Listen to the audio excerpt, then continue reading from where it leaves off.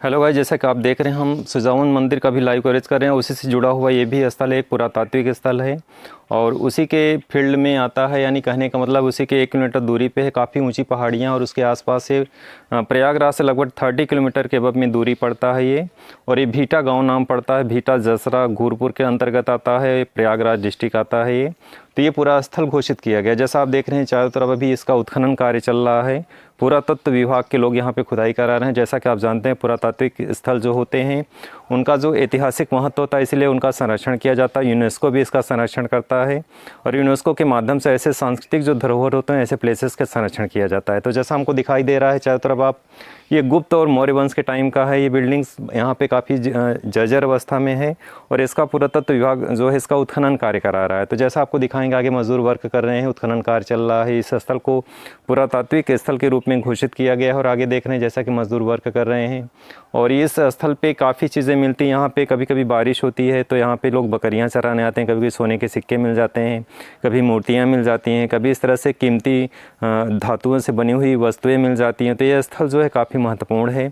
और जैसा आपको दिखाई देंगे, कैमरे को घुमाएंगे, दूर दूर तक उत्खनन कार्य होता है। हड़प्पा सभ्यता और मोहनजोदड़ो सभ्यता जो है, जिस तरह से वहाँ पे उत्खनन कार्य हुआ वैसे यहाँ पे भी हो रहा है। तो प्रयागराज का एक पुरातात्विक स्थल आज आपको दिखाने चल रहे हैं और इस तरह से आप वीडियो में बने रहिएगा। और देख रहे हैं जैसे छोटे छोटे कमरे बनाए गए हैं। गुप्त टाइम में यहाँ पे यमुना नदी प्रवाहित होती थी और यही यमुना नदी आगे जाके प्रयागराज में मिलती है गंगा से और वहाँ पे संगम बनाती है। तो यमुना नदी यहाँ से होके गुजर रही है और यहाँ पे सुजावन मंदिर, जिसका एक हमने अभी इसका कवरेज किया, रहस्यमयी स्थल है। कैसे किस तरह से ऊंचे टीले पे बनाया गया है, चारों तरफ से यमुना नदी प्रवाहित हो रही हैं और ये स्थल भी उसी के पास में है, 501 किलोमीटर की दूरी पे। और ये गुप्त वंश के टाइम में था, मौर्य वंश के टाइम में था। और यहाँ पे कहते हैं कि यहाँ पे वणिक लोग रहते थे, एक शहर बसाया गया था यहाँ पे। व्यापारी लोग रहते थे, काफ़ी धनाढ़ थे, संपन्न अवस्था में थे और यहाँ से पूरे भारत में व्यापार होता था यमुना जी के माध्यम से। यमुना नदी एक प्रकार से एक माध्यम था, जलीय माध्यम था, जिसके माध्यम से जो है यहाँ से व्यापार होता था। तो गुप्त और मौर्य वंश के टाइम का बताया जाता है। आगे आपको दिखाएंगे, बोर्ड भी लगा हुआ है और ये पुरातात्विक विभाग यानी पुरातत्व विभाग ने यहाँ पे बोर्ड लगवाया है। यहाँ पे खुदाई करना मना है। और आगे आपको दिखाएंगे किस तरह से छोटे छोटे कमरे हैं। यहाँ पे आपको दिखाएंगे कि पूरा स्थल का जो आप कभी अगर दौरा नहीं किए होंगे तो आज आपको दिखाएंगे किस तरह से छोटे छोटे कमरे बनाए गए हैं और ये कितनी मोटी दीवारें हैं। प्राचीन काल का है ये, मौर्य और गुप्त वंश के टाइम का है और काफ़ी मोटी दिख रहे हैं, छोटी छोटी दीवारें हैं। अब जो है इसका संरक्षण किया जा रहा है पुरातत्व विभाग से। चलिए और आगे दिखाते हैं और किस तरह से कमरे बनाए गए हैं। कैमरे को घुमाएंगे और पीछे साइड में दिखाएंगे आपको कि आगे दूर दूर तक जैसे दिख रहा है आपको उत्खनन कार्य चल रहा है, मजदूर यहाँ पे वर्क कर रहे हैं और कैसे छोटे छोटे कमरे यहाँ पे बनाए गए हैं। स्टॉप। तो जैसा आप देख रहे हैं यहाँ सीता रसोई के नाम से ये स्थल है। कहते हैं यहाँ पे भगवान राम और सीता यहाँ पे एक रात के रुके थे और खाना बनाए थे। ये गुफा है और यहाँ पे रात में उनको सोना हुआ था। गुफाएं ऐसे हुआ करती हैं जैसा कि आप देख रहे हैं, कंदराओं में लोग पहले रहते थे, घर नहीं हुआ करते थे कोई, और इस तरह से गुफाओं में ही अपना शरण लेते थे। तो यहाँ पे इस तरह से देख रहे हैं कितना खतरनाक गुफा है और इसी में एक दिन यहाँ पे वनवास जाते समय इस स्थल पे रुके हुए थे भगवान राम और सीता, इसलिए इसको सीता रसोई के नाम से जाना जाता है। और यहाँ पे देखेंगे दीवार में कुछ मूर्तियाँ बनी हैं जैसा आपको दिख रहा है यहाँ पे, और ये इधर भी दिख रहा है, आपको दिखाएंगे कैसे बना हुआ है। इस साइड में भी दिखाएंगे, कैमरे को घुमाएंगे और यहाँ पे भी दिख रहा है आपको किस तरह से छोटी छोटी मूर्तियाँ इसमें इस गुफा के पास में यानी इस पत्थर की चट्टानों पे बनाई गई। आइए आपको ऊपर दिखाते हैं किस तरह से बना हुआ है। यहाँ पे दिख रहा है कैसे आपको, यहाँ पे भी दिख रहा है आपको काफ़ी किस तरह से चट्टानों में मूर्तियाँ बनाई गई हैं और इस तरह से छोटी छोटी मूर्तियाँ इसी पत्थर में यानी चट्टानों में ही उकेरी गई हैं। आइए आपको आगे दिखाते हैं।